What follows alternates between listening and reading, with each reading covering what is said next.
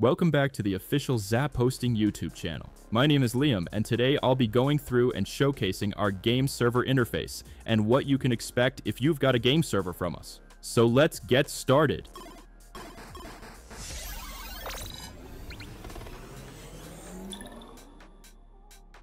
Before we dive into the interface, please note, for this showcase, I'll be using a 5N server, but the same layout pretty much applies if you're running other games like Minecraft or Valheim. Also, if you're looking to get a game server, look no further. We have a 50% discount code just for you. Use the code GAMES-DASHBOARD at checkout.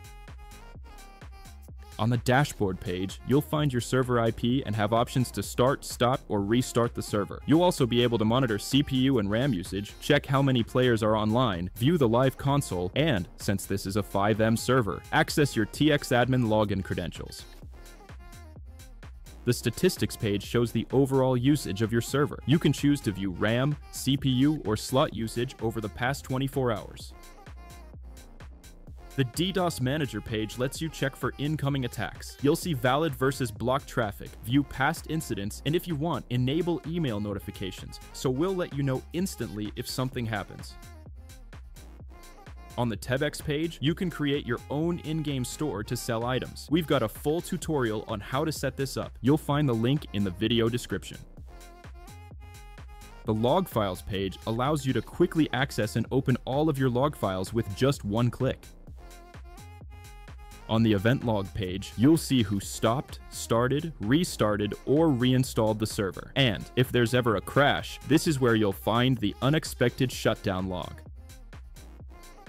The console page gives you live output from your server. This is useful if your server won't run after installing a mod, or if you want to monitor what's happening in real time. You can also run commands directly from here to manage the server without being online. On the settings page, depending on your game, you'll be able to change the server name, description, set a password, enable whitelisting, assign admin rights, and much more.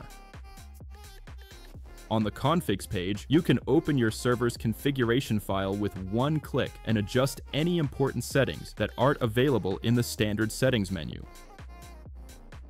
On the games page, you can easily install a different game from our large library and switch between installed games at any time.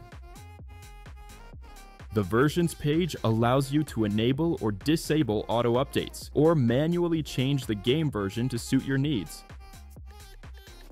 On the resources page, you'll find one-click installs for various add-ons depending on which game your server is running. In the scheduled tasks page, you can automate server processes like updates or commands and control when and how often they should run. On the restart planner page, you can schedule automatic restarts for your server based on time or activity.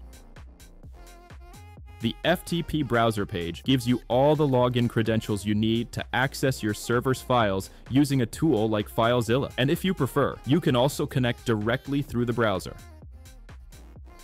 On the database page, you can create, restore, backup, or enable auto backups for your database. You'll also find the credentials to access it with tools like Navicat, or connect instantly using the web interface. Finally, on the backups page, you can schedule automatic backups, create manual ones, restore older versions, or delete anything you no longer need. And that's it for today. If you have any questions, you can contact our support by creating a ticket on our website or live chat, and we'll be more than happy to help you out. Now, have a lovely rest of the week, and enjoy using your ZAP server.